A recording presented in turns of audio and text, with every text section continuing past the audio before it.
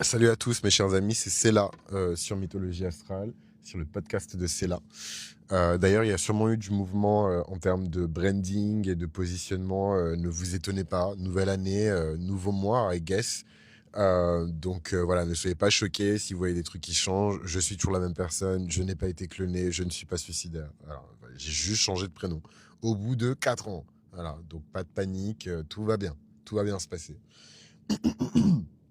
Déjà, je veux commencer ce podcast en remerciant tous mes Patreons, les Patreons passés, les Patreons actuels et les Patreons futurs. Parce que clairement, en fait, c'était déjà une évidence il y a 2 ans quand j'étais au Brésil. Et littéralement, les Patreons, vous le savez pas, mais vous m'avez sauvé la vie. Euh, Parce qu'en fait, c'est une chose de se retrouver en danger chez soi ou dans la rue. Et c'est autre chose de se retrouver en danger dans un pays dont on ne parle pas la langue et dont on ne maîtrise pas non plus tous les codes culturels, quoi. Voilà. Et c'est pas parce que je suis noir au Brésil que je vais mieux me débrouiller que quelqu'un d'autre, quoi. C'est au contraire, je suis encore plus en danger. Donc voilà, si c'était pas pour les Patreons et la grâce de Dieu, je serais même pas en train d'enregistrer ce podcast. Donc vraiment, merci du fond du cœur. Et voilà. Et dans tous les cas, comme chaque année, je prépare des petites surprises pour mes Patreons. Et je pense que là, la grosse surprise, c'est peut-être le retour des séries que j'enregistre entièrement du début jusqu'à la fin et que je mets entièrement à disposition de mes Patreons sans publicité et surtout à la chaîne, quoi. Donc si vous avez envie de binge listen la grande série sur les nœuds, vous pouvez la binge listen, quoi. Donc aujourd'hui, mes chers amis, on va parler des nœuds nord en eau. Et en fait, je ne sais pas si je dois séparer ou si je dois les traiter les trois en même temps, mais ce que je vais faire, c'est que je vais traiter les trois en même temps parce que c'est sympa. Voilà. Donc on va commencer par les nœuds nord en eau et j'aurais peut-être pas dû commencer par ces nœuds nord là parce qu'en vrai c'est mes préférés. Donc j'espère que je vais pas faire trop de digressions et j'espère que vous allez trouver le sujet intéressant. En sachant que voilà, cette année c'est un peu plus complexe, c'est un peu plus difficile pour certaines personnes, mais c'est aussi plus agréable pour d'autres puisqu'on augmente en fait le niveau d'analyse, on augmente le niveau aussi de restitution et j'espère que c'est quelque chose qui va plaire aux personnes qui sont un peu avancées, qui font aussi partie de la communauté. Il y a beaucoup d'astrologues dans cette communauté d'amateurs d'histoire, de mythologie, de philosophie. Il y a énormément d'astrologues. Euh, je rigole parce que j'ai lu un message salace. Voilà. D'ailleurs, j'ai remarqué un truc de ouf. J'aimerais bien avoir l'avis d'autres lunes en Gémeaux parce que pareil, vous aussi, les lurkers, là, je sais que vous suivez le podcast, mais vous n'avez pas forcément vous manifester. Mais j'aimerais bien avoir l'avis des lunes en Gémeaux et des personnes qui ont beaucoup de Gémeaux et leur réaction par rapport au transit d'Uranus en Gémeaux. Voilà, vous savez que j'adore faire des petits sondages comme ça, poser des questions et ensuite faire des analyses et partager avec le plus grand nombre. Alors évidemment, je ne vais pas aller raconter votre vie aux gens, mais ce serait cool, voilà, d'avoir des retours, d'avoir des témoignages de personnes qui ont vécu le transit d'Uranus en Gémeaux. Et donc je commence sur les nœuds nord dans les signes d'eau.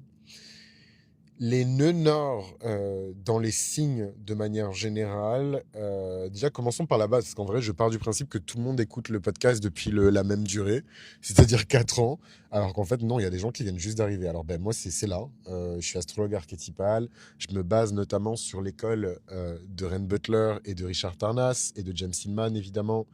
Quoi d'autre sur moi? J'adore la mythologie, j'adore Sailor Moon, j'adore les animés, j'adore la littérature, j'adore plein de choses. Je pourrais vous dire les choses aussi que je déteste, mais ce sera pour un autre épisode. D'ailleurs, je pense que je vais refaire un épisode où je présente mon chart parce qu'en fait, je me rends pas compte, je l'ai fait une fois il y a 3 ans, mais en fait, il y a 3 ans, je sais pas, il y avait peut-être genre 5000 personnes qui me suivaient, quoi. Et là, il y en a 5 fois plus. Euh, donc, euh, donc ouais, il serait peut-être temps d'upgrade tout ça, quoi. Qu'est-ce que je vais vous dire, mes chers amis? Il y a une logique archétypale qui existe derrière chaque famille de nœuds nord. Voilà, et je pense que cet épisode, il va particulièrement être apprécié par les astrologues, parce que pour le coup, ça vous donne vraiment des billes pour mieux exécuter, je trouve, hein, selon mon humble opinion, vos interprétations. Parce qu'en fait, il ne s'agit pas juste de dire aux gens, bah, ton nœud, c'est ta destinée, du coup, tu vas devenir infirmière, parce que ton nœud nord, il est en vierge, et du coup, les vierges, elles aiment aider, et comme elles sont agiles et qu'elles aiment aider, et qu'elles sont très perfectionnistes, eh ben, du coup, tu vas être une bonne infirmière. Non. Voilà, c'est beaucoup plus complexe que ça, les nœuds. D'ailleurs, c'est presque un sacrilège que je fais en traitant séparément les nœuds nord. Mais c'est vraiment parce qu'après, c'est trop complexe. Et puis surtout, ça va durer trop longtemps, la mif. Si je parle vraiment des transferts d'énergie entre les nœuds nord et les nœuds sud, on va pas s'en sortir. Donc, les nœuds nord par élément, on commence par les nœuds nord d'eau. Et en fait, la logique archétypale qui... Pardon, je me suis trompé 2 fois. Le nœud nord en astrologie, la trajectoire de destinée. Comment on calcule le nœud nord en croisant en fait ce qu'on appelle l'écliptique. Donc ce serait ce cercle imaginaire qui fait le pourtour de la galaxie avec l'orbite de la Lune. Et on obtient, pouf, le nœud nord de la Lune et le nœud sud de la Lune. Imaginez-les comme des pôles en fait, hein. Le pôle nord, c'est pas un vrai endroit voilà, auquel on va aller s'installer, voilà, construire une maison et compagnie. Ça n'existe pas le pôle nord. Alors, ça n'existe pas le pôle Nord, ça n'existe pas le pôle Sud. Ce sont des calculs mathématiques et ce sont des points mathématiques. Ben, le nœud Nord, c'est exactement la même chose et le nœud Sud, c'est exactement la même chose. Quel est le cadre théorique qui est commun aux 3 familles élémentaires, hein, le nœud Nord d'eau, excusez-moi, eau, terre, air, feu, aux 4 familles élémentaires. Bah, c'est que le nœud nord, quoi qu'il arrive, il va indiquer non pas la destinée de l'individu, mais pour moi plutôt les épreuves les plus dures en fait qu'il va accomplir, qu'il va traverser dans sa vie. Alors, moi, c'est vraiment comme ça que je vois le nœud nord en vrai. Et les personnes qui ont consulté avec moi, surtout sur du karma, vous savez très bien que je prends beaucoup de pincettes quand je parle de ça parce que je veux le voir comme un outil qui aide les gens et pas comme une sentence fatidique à laquelle on doit échapper ou dont on devrait être fier parce qu'on a du bon karma, quoi. Après ça, on fait quoi? On fait rien, en fait. On se regarde dans le blanc des yeux et on s'assoit, quoi. Alors qu'en fait, non. Se dire que c'est un jeu d'épreuves et que c'est sûrement les épreuves les plus difficiles qu'on va affronter dans sa vie, ça permet de regarder cette histoire de nœud nord et de nœud sud d'une manière qui est complètement différente, quoi. Donc, les nœuds nord d'eau, ils ont une logique archétypale, parce que l'eau elle-même a une logique archétypale. Dans les nœuds nord d'eau, on va demander un déplacement. Voilà. On va demander un déplacement, on va demander de l'abandon, on va demander du lâcher-prise, on va demander du mouvement, en fait, quand on parle des nœuds nord en eau. Parce que c'est ce que symbolise l'eau, le déplacement, la transformation, le changement de fonction, le changement de forme, le changement de place sociale, la relation, le vivant, le flux et surtout le transpersonnel. Voilà. Donc je suis désolé pour les personnes qui sont un peu en mode kumbaya, mais là on va vraiment parler de trucs sérieux dans cet épisode parce que c'est un sujet qui est important pour moi et qui devrait être important pour vous puisqu'on parle de l'âme.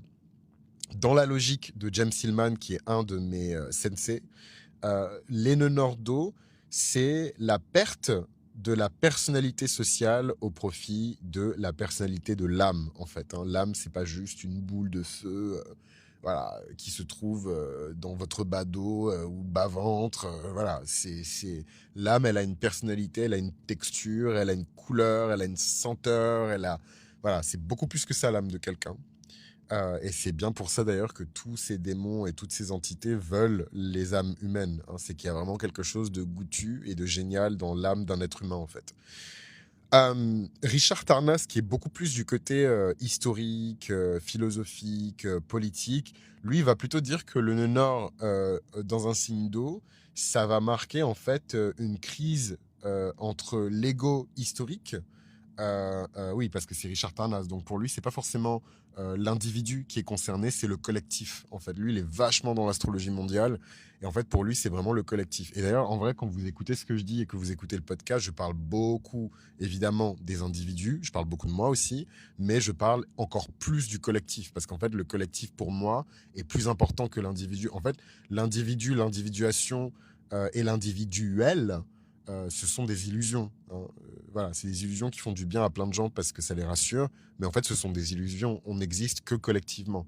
Voilà. Et ça sort de la bouche d'un lion ascendant scorpion, soleil en lion, maison 10. Donc, je peux vous dire que j'y tiens, moi, à mon individualité et à ma personnalité et le fait d'être différent et séparé de vous. Je suis content aussi. Mais, voilà, il faut admettre que l'individualité est une illusion. Le grand thème principal qui regroupe tous les nœuds nord en eau, c'est évidemment le thème de la désidentification. Désidentification. Le fait de quitter qui je suis dans le village pour occuper un autre poste ou même parfois pour quitter complètement et définitivement le village. Donc, l'épisode sera beaucoup plus long que ce que je pensais, hein, parce que ça, c'était juste l'intro. Et maintenant, on va parler du nœud nord en scorpion. Décidément, je commence par le plus difficile, le plus complexe, et par le dernier, hein. Je commence par le dernier, j'aurais dû commencer par le cancer, mais c'est pas grave. Et d'ailleurs, techniquement, c'est pas le dernier, c'est le poisson. Bref, Zer. Le thème central du nœud nord en scorpion et en fait des nœuds nord en eau de manière générale, c'est la question du sacrifice matériel et de la mort de l'attachement, hein.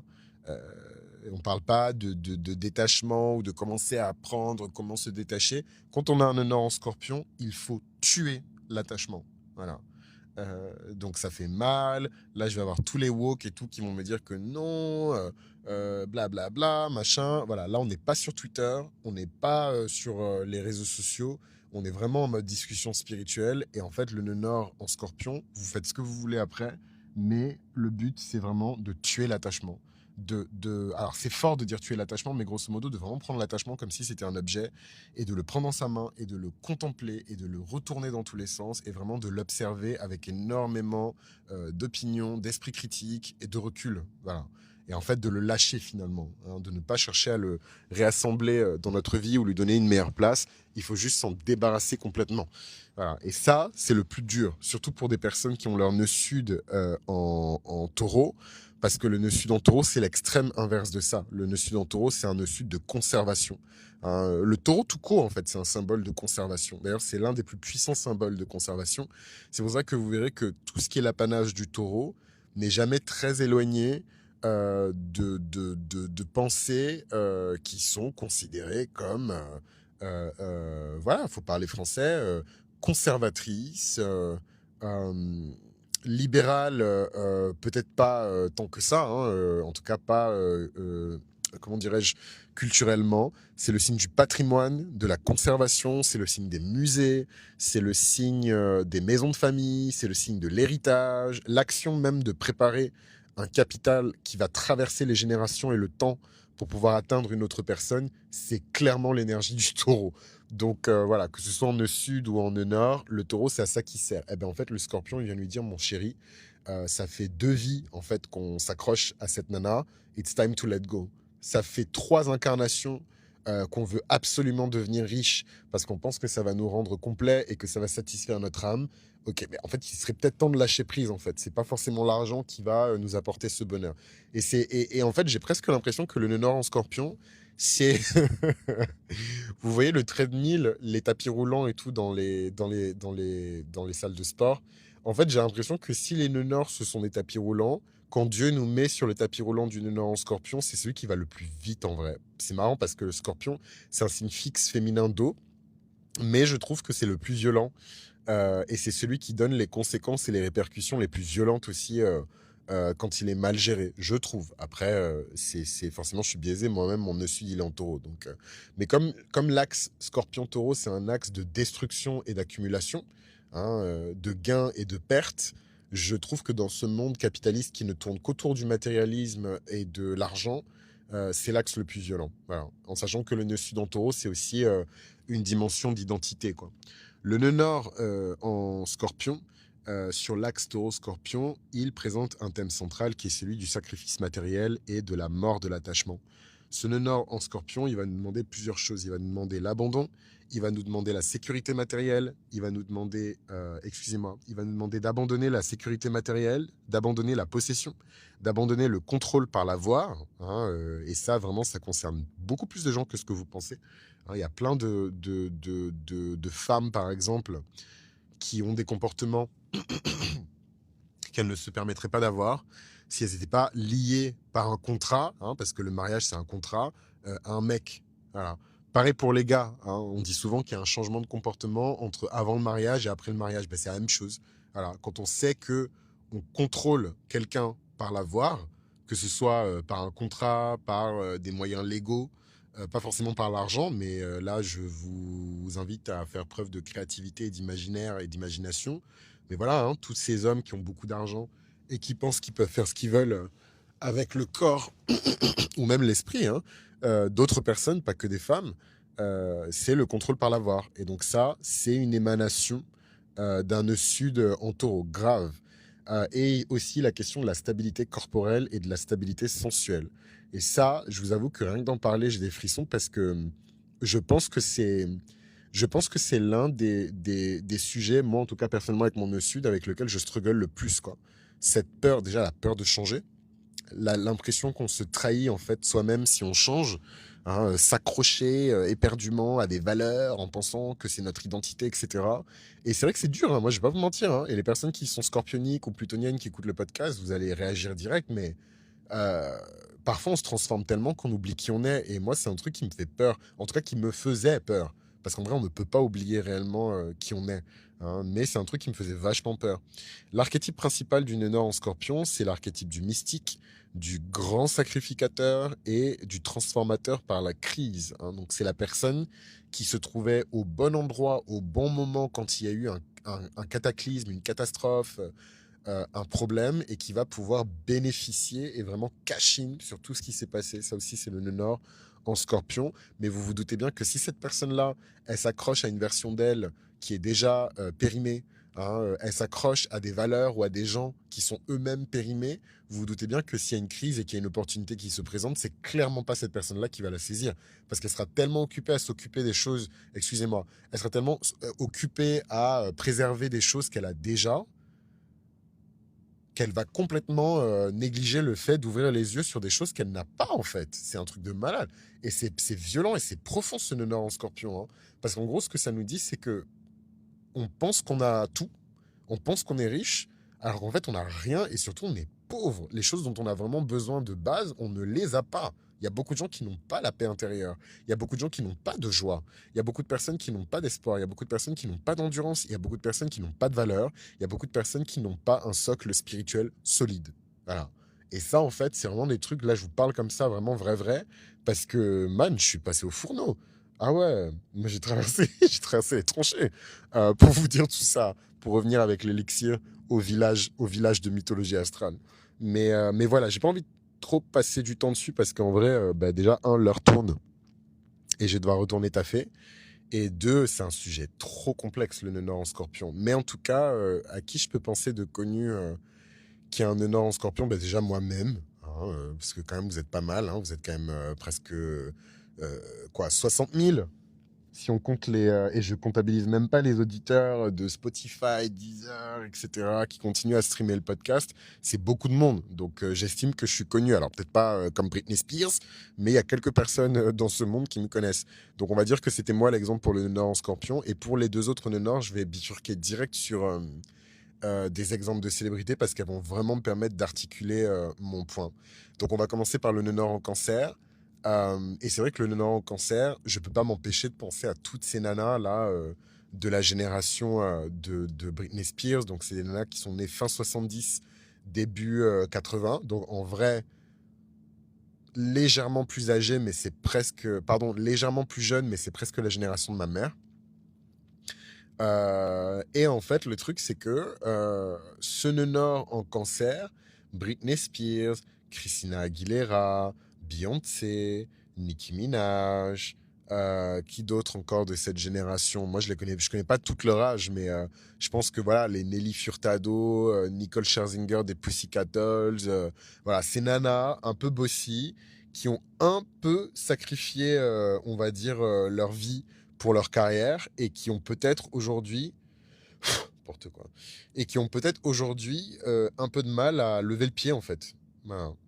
Euh, c'est des gens qui ont un peu de mal aujourd'hui à lever le pied et à se déconnecter en fait d'un monde qui les récompense constamment pour supprimer leur énergie féminine. Je suis désolé hein, si c'est triggering et tout, là j'ai vraiment pas le temps de vous dire oh, trigger, trigger, attention, si vous êtes fragile, faut pas écouter et tout, mais c'est vrai, c'est des nanas qui ont utilisé une stratégie et une méthode qui a fonctionné pour elles, mais c'est pas parce que quelque chose fonctionne en fait dans votre vie que c'est bon pour vous. C'est juste ça fonctionne, c'est tout. Voilà, c'est la seule info qu'il faut garder. Ça fonctionne, mais c'est pas forcément bon pour vous. Et moi, il m'a fallu des années avant d'accepter ça parce que bah, je suis pas forcément né dans une famille qui était très stable, dans un environnement qui était très stable, extrêmement chaotique. Ça aussi, c'est une caractéristique parfois du nœud nord en Scorpion, mais plutôt de Pluton en maison 1. Extrêmement chaotique, hein, de ma naissance, enfin de ma grossesse même, jusqu'à ce que je me casse de chez moi, quoi. Et même après, hein, parce qu'il a fallu revenir, voilà, les gens vont mourir, donc il faut revenir à leur chevet, etc. Enfin, je vous épargne les détails, mais vraiment des trucs de fou. Je sais même pas pourquoi je vous raconte ça, mais tout ça pour vous dire que, voilà, vivant ça, moi, ça m'a poussé à créer des systèmes et voilà, des choses pour pouvoir survivre, pour pouvoir évoluer. Et ça marche très bien pour moi. Maintenant, est-ce que c'est bon pour moi? Et est-ce que c'est la meilleure chose pour moi? La réponse, c'est évidemment non. Voilà, c'est cool pour la survie, mais en fait, c'est comme si vous preniez quelqu'un qui a fait 3 mois et demi de koh et vous l'amenez à McDo. Soit vous allez lui abîmer un organe vital, soit il va vomir un geyser de bile dans votre visage, en fait. C'est deux choses complètement différentes. Les méthodes de survie ne peuvent pas être utilisées dans un environnement de plaisir et dans un environnement de détente, en fait. C'est pas possible. Euh, donc voilà, donc le nœud en cancer, ce sont ces nanas. Hein, ce sont ces nanas qui doivent abandonner le pouvoir, qui doivent abandonner la carrière, qui doivent abandonner la fonction au profit du vivant. Et ça, c'est super dur pour elles. Et j'ai fait exprès de prendre des célébrités parce que ces nanas, elles font beaucoup de blé. Il faut parler français. Nickel est milliardaire aujourd'hui. Beyoncé, pareil. Les autres, je sais pas. Mais en tout cas, Britney Spears, elle est très riche aussi. Voilà. Donc, c'est abandonner en fait la fonction au profit du vivant. Et donc, l'abandon, c'est les hautes responsabilités. C'est le pouvoir institutionnel. C'est l'ambition politique ou l'ambition sociale. C'est le statut public. Et en fait, c'est là que commence l'initiation. Parce que pour moi, les nœuds nord en eau, c'est vraiment des nœuds nord magiques. C'est des nœuds nord qui vont vous initier. C'est des nœuds nord qui vont vous transformer ou plutôt vous révéler à vous-même en tant que magicien. Et c'est chacun les nœuds nord, donc poisson, scorpion, cancer, qui ont des pouvoirs différents et des méthodes différentes. C'est quoi l'initiation du nœud nord en cancer? C'est le peuple. Alors, c'est le peuple, c'est se connecter réellement avec le peuple. Et c'est un truc de malade, j'ai des frissons de mes doigts de pied jusqu'à à mes cheveux. Parce que récemment, il y a Nicki Minaj qui a fait le buzz parce qu'elle est allée discuter avec des... En gros, elle s'est rapprochée du camp des Républicains. Et comment ose-t-elle, négresse qu'elle est, penser autre chose que voilà, le prisme de la gauche, et même si la gauche n'existe pas aux États-Unis, mais en tout cas des démocrates, quoi. Comment ose-t-elle avoir une opinion divergente de celle de la plantation en ce qui concerne les enfants? Et j'en profite parce que pour les personnes qui sont au courant de la controverse, vous devez sûrement vous demander, mais est-ce que tu es d'accord avec elle ou est-ce que tu n'es pas d'accord avec elle? Et en fait, je vais être extrêmement clair parce que c'est important pour moi d'être transparent avec mon audience. Moi, je soutiens pas les mutilations génitales sur les mineurs. Voilà. Et c'est marrant qu'on aborde ce sujet parce que, en vrai, j'ai jamais été pour, même avant d'être fan de Nicki Minaj, quoi. Et je suis devenu fan de Nicki Minaj, je sais pas moi, à 14 ans, mais parce que malheureusement, j'ai grandi dans un environnement où j'ai été confronté d'extrêmement près à ça, hein, des gens que je connais qui sont nés intersexes et qu'on a mutilés contre leur consentement. Hein, et là, quand on parle de ça, tout de suite, la gauche, elle est muette. Il n'y a plus personne. Des vrais gens, voilà, des vraies personnes trans, des vraies personnes intersexes. Il n'y a pas eu de changement, de transformation, de trucs, des personnes qui sont nées avec les deux sexes et dont les parents prennent la décision et la liberté. Voilà, selon l'envie, l'humeur, soi-disant c'est pour les aider, c'est parce qu'ils les aiment, de leur trancher le pénis ou enfin voilà, d'altérer en fait leur corps définitivement parce qu'il n'y a aucun retour possible. Les gens ils disent qu'il y a un retour possible, mais c'est pas vrai. Moi j'ai des potes, c'est pas, il n'y a pas de retour possible. Voilà, ou alors au prix de très grandes souffrances. Et ça m'énerve parce que c'est pas le sujet, mais en même temps c'est le sujet. Et en fait, je pense que son move, c'est aussi le reflet de son honneur en cancer, quoi. Et en fait, je pense que je vais faire un épisode dédié parce que maintenant YouTube est hyper développé. Et en fait, je peux faire un épisode en français et il va être entièrement traduit en langue anglaise pour les Américains. Et même si les francophones ne comprennent rien à ce que je dis, je sais que les Américains vont comprendre et qu'ils vont capter direct. Mais clairement, je pense que son move, c'est son honneur en cancer parce que c'est vrai, il faut dire ce qui est. Le nœud nord en cancer, c'est un nœud nord qui est populiste. Voilà. Quelqu'un qui est aligné sur son nœud nord en cancer ne peut pas être pro-institution, pro-État, ou alors pro-État dans une dimension qui est protectrice et bienveillante, etc. Mais voilà, si tu kiffes plus l'État que tu kiffes les gens, il y a un problème. Il faut bien qu'il y ait des gens qui soient là et qui payent des impôts pour que l'État puisse fonctionner. Voilà. Et donc, je pense que ce nœud nord, en termes d'initiation, il y a une vraie initiation politique avec le nœud nord en cancer. Et c'est sûrement ce qui le distingue des autres, parce qu'en fait, le nœud nord en poisson va demander un détachement profond. Le nœud nord en scorpion va demander aussi un détachement profond. Le nœud nord en cancer, en fait, c'est un enracinement quelque part. Hein, c'est une initiation via le peuple, c'est une initiation à l'intimité. Hein, il y a beaucoup de femmes aujourd'hui, et je dis ça parce que c'est un honneur féminin, mais j'aurais pu dire ça d'hommes aussi. Hein. Mais il y a beaucoup de gens qui ne savent pas exprimer ou ne savent pas entrer en contact avec leur intimité. Ils savent pas être vulnérables. C'est impossible pour eux. Et comme je vous l'ai dit, c'est toujours ce même schéma d'une personne qui a utilisé des tactiques de survie qui lui a permis de survivre. Mais en fait, Coco, ça fonctionne pas dans un mariage, ça fonctionne pas dans une relation amoureuse, ça ne fonctionne pas au travail, ça ne fonctionne pas avec tes enfants, hein, parlons français. Il y a des gens aussi qui prennent ces techniques de survie et en fait qui les appliquent à leur relation avec leurs enfants ou leurs parents. Hein, ça fonctionne dans les deux sens. Donc l'archétype ici du nœud en cancer, c'est l'archétype de la mère, c'est celui du foyer, c'est celui du collectif. Et pour moi, c'est vraiment l'image du leader qui descend en fait de son trône pour aller avec le peuple, quoi. Et c'est des gens qui passent d'une posture de je gouverne à une posture de je nourris d'abord. Voilà. Et je reviens sur cette interview que Nicki Minaj elle a fait aux États-Unis avec un parti qui est considéré comme très à droite, évangélique, chrétien, etc. Euh, Elle a failli pleurer parce que vous doutez bien, je suis fan. J'avais 14 ans en 2000, j'avais 12 ans en 2007. J'avais 15 ans quand je suis entré au lycée. Ouais, ouais, c'est ça à peu près, hein, 15-16 ans, ouais, 2008-2009. Donc je suis fan de Lago depuis 2008-2009, on est en 2025 la famille. Donc vous doutez bien que toutes ces variations de voix et compagnie, je les connais par cœur. Et en fait, je savais qu'elle était en train de pleurer quand elle a dit ça. Et elle a dit, euh, c'est le plus beau jour de ma vie et c'est l'interview la plus importante de ma vie parce que cette plateforme, donc Turning Point USA, l'endroit où elle a fait son truc, c'est une courroie de distribution directe entre Dieu et la jeunesse. Et c'est vrai. Hein, là, on a une jeunesse éveillée, curieuse, qui pose des questions et qui est profondément chrétienne. Et en fait, c'est un truc qui l'a fait pleurer. Et je comprends pourquoi ça l'a fait pleurer parce que c'est des choses qui sont importantes pour elle. Voilà. Et je pense que c'est important de rappeler aussi à l'esprit que les gens font des choix et les gens jouent avec les cartes que la vie leur donne. Hein. Il ne faut pas juger les cartes qui ont été données parce que c'est pas quelque chose que les gens peuvent décider, c'est des choses que les parents, par contre, peuvent décider. Mais par contre, il faut juger les gens à la manière dont les cartes sont jouées. Et en fait, je trouve que pour les cartes qu'on a données à cette nana, elle a joué extrêmement bien. Hein. Extrêmement bien. Voilà. And that's about that.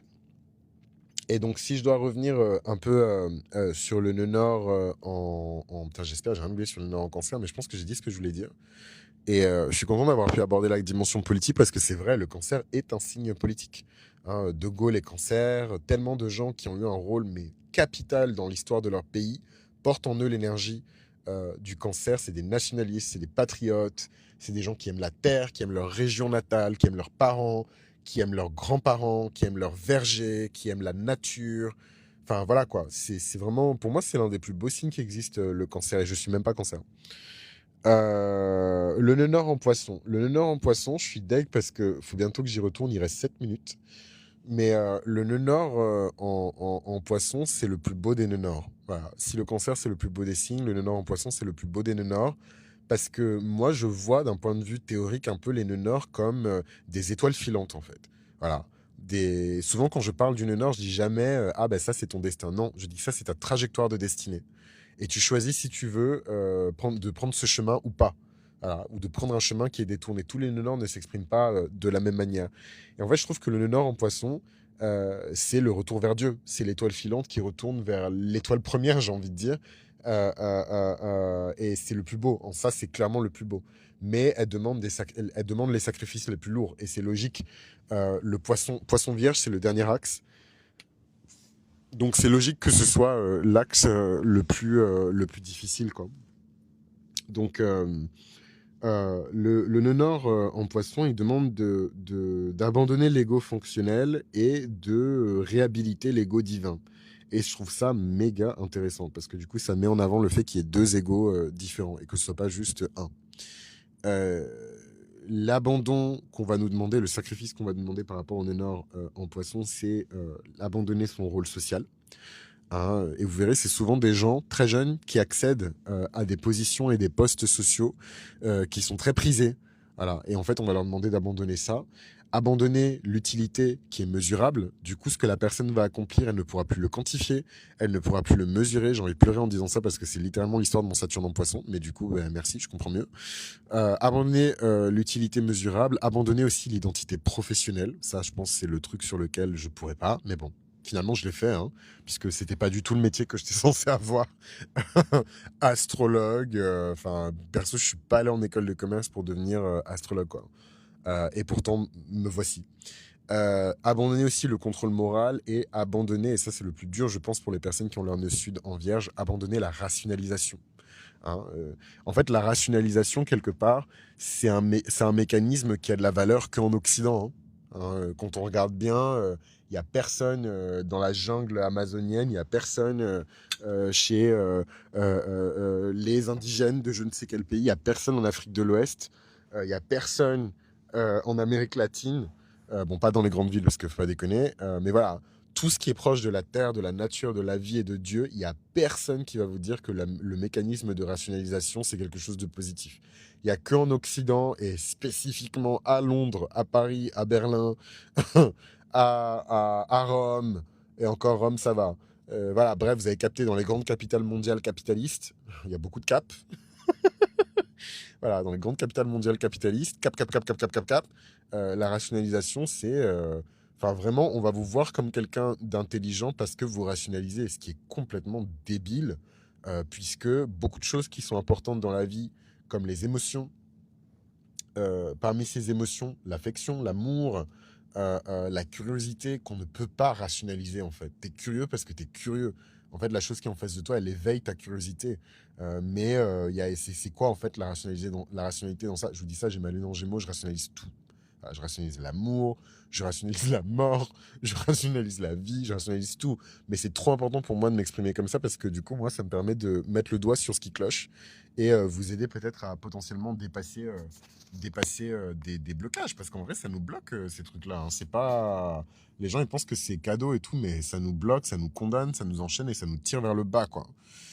Donc abandonner tout ça et s'initier à de nouvelles choses et donc les nouvelles choses auxquelles on va s'initier c'est la foi, même pour les athées parce que j'ai découvert un truc incroyable mais en fait on peut avoir la foi sans forcément être religieux, la compassion, la dissolution de l'ego et le service invisible. Donc ça, c'est le service qu'on ne voit pas, que la société ne voit pas et qu'elle ne peut pas voilà, applaudir, capitaliser, etc. Euh, les archétypes qui sont vachement mis en valeur et tout par ce nœud nord en poisson, c'est évidemment celui du mystique, du martyr et du sauveur sacrificiel. Et je vous avoue que dans toute cette... J'ai fait il y a pas longtemps le thème astral de Candice Owens. Et en fait, ça m'a rendu triste parce que quand j'ai découvert qu'elle avait son honneur en poisson, je me suis dit, il y a moyen qu'elle finisse en martyr. Voilà. Et ça c'est typiquement le genre de choses en tant qu'astrologue qui rend triste parce qu'on peut pas ne pas voir quelque chose dans le thème de quelqu'un. Et en fait, quand j'ai vu que son honneur, il était en poisson, je me suis dit, ouch, déjà, elle vient sûrement de mémoires et d'incarnations qui sont liées à l'exploitation du corps, au stress et potentiellement à de l'esclavage. Et je dis pas ça parce qu'elle est noire, hein. Et du coup, elle est vraiment dans ce truc de liberté, quoi. Et en fait, elle parlait d'un mec dans un de ses épisodes de podcast en disant que la relation qu'elle a avec lui, c'est son ancien patron, que c'était une relation de maître et d'esclave. Et en fait, c'est un truc qui m'a vachement marqué parce que je me demande s'il n'y a pas un truc où, en fait, les gens, ils se suivent d'incarnation en incarnation, de génération en génération et ils s'affrontent, quoi. En tout cas, ce qui est certain, c'est qu'il y a des figures archétypales qui incarnent totalement cette vision d'une Nord en scorpion, et c'est évidemment le Christ lui-même.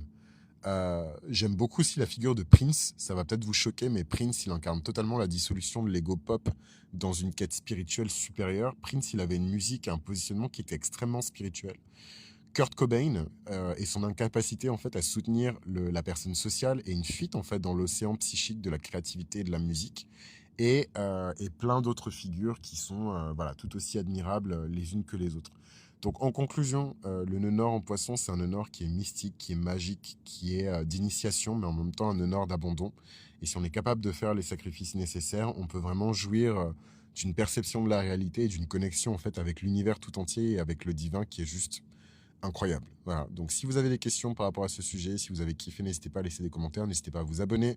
Si vous avez besoin d'une lecture spécifique sur votre karma ou sur votre nœud nord, n'hésitez pas à réserver votre lecture de thème sur mythologieastrale.com.